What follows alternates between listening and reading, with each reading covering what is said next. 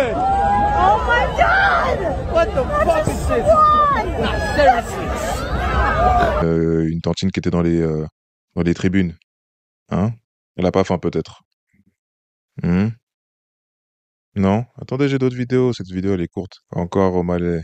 Ça, c'était cette année, ça. En Angleterre, je crois, à Londres. Voilà. La go, elle est en couple, hein. Elle était avec son gars dans les tribunes. Voilà. Voilà. Ce snap, voilà, elle est contente et tout. Wouh! Et après, ils vont derrière. Voilà. Elle a pas la dalle, elle. Normalement, elle aurait dû refuser. Il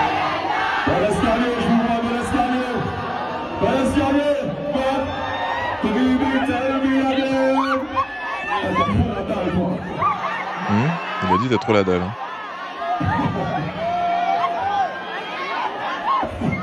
Tu sais que ce sera à l'envers, je pense. Ah oui. Hein.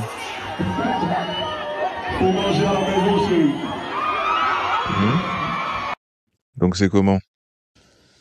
Que la paix vous embrasse les gars, c'est Jalik pour l'antidoctrine. J'espère que vous allez bien.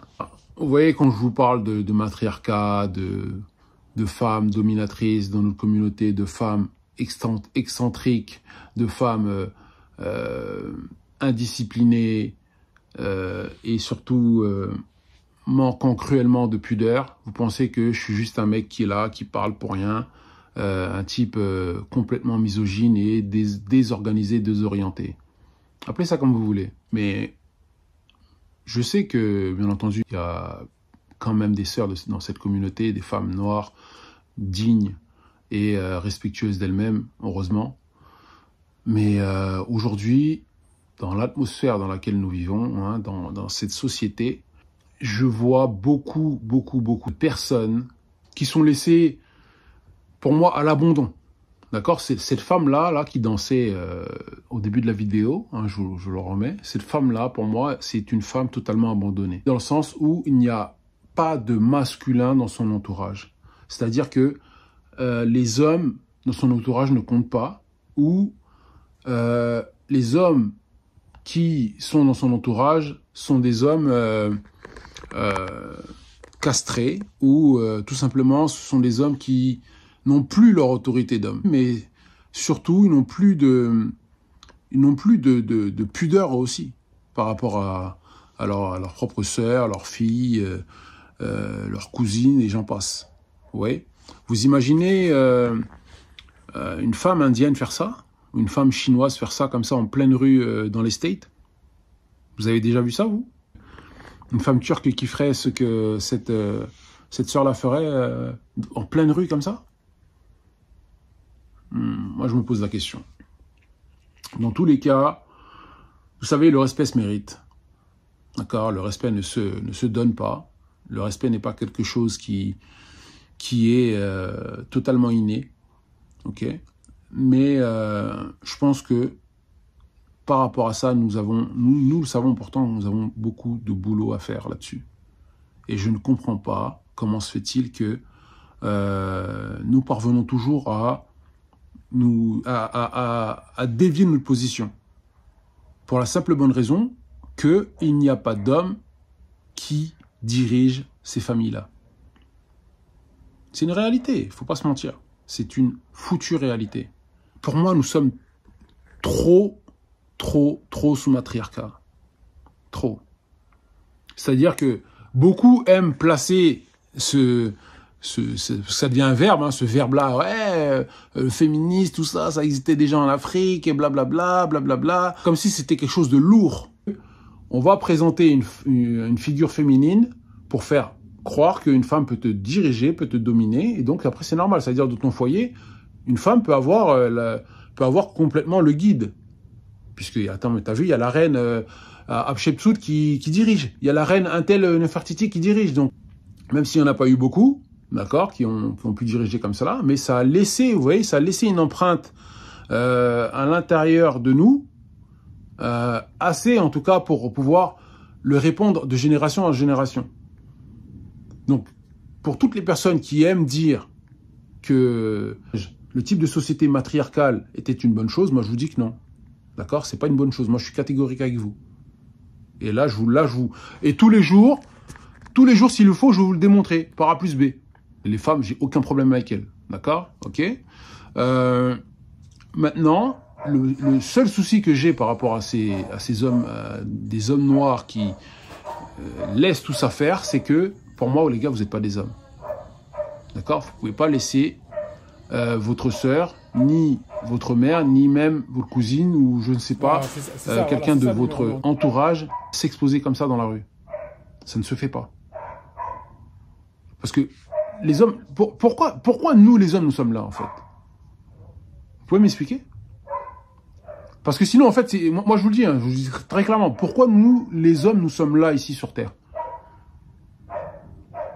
Parce que sinon, il faut laisser les femmes entre elles. Parce que si vous n'êtes pas là pour, au minimum, les protéger, les guider, et tout ce que vous voulez, faire en sorte que les sociétés, enfin, la société dans laquelle on va faire évoluer nos enfants aille mieux, je vois pas pourquoi on est là. Moi, je vous dis, moi, je parle clairement. Je ne vois pas pourquoi on est là. Donc, c'est pour ça que je vous dis toujours que, en fait, je crois que beaucoup d'entre nous n'ont pas compris le fait de respecter la femme et de la mettre sur un piédestal. Ce sont des choses différentes, hein, les gars. On respecte la femme, mais nous ne la mettons pas sur un piédestal. La seule personne que tu peux mettre sur un piédestal, c'est ta mère.